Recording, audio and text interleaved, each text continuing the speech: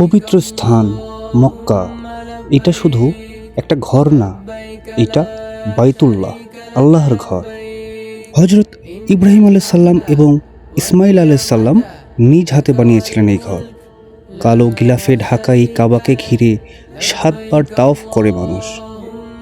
হাজারে আসওয়াদ, মাকামে ইব্রাহিম, জমজম কূপ, প্রত্যেকটা কোনায় হাজার বছরের ইতিহাস।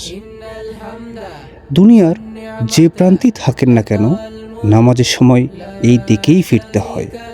এটাই মুসলিম উম্মার একতার প্রতীক। যেই ঘরের মুখ করে 200 কোটি মুসলমান নামাজ পড়ে, যেই ঘর দেখার জন্য সারা জীবন টাকা জমায় মানুষ, এটাই কাবা শরীফ, এটাই মক্কা।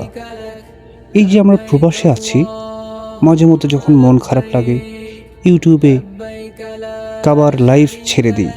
তাওয়াফের দৃশ্য দেখলে মনে হয় আমি ওখানে আছি। চোখের পানি আটকাতে পারি না ভাই।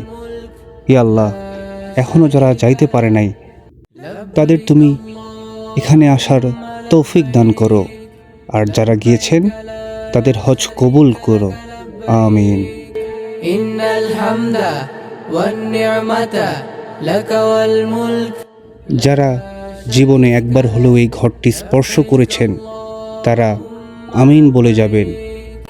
লব্বাইক লা শারীকা লাক লব্বাইক ইন্নাল হামদা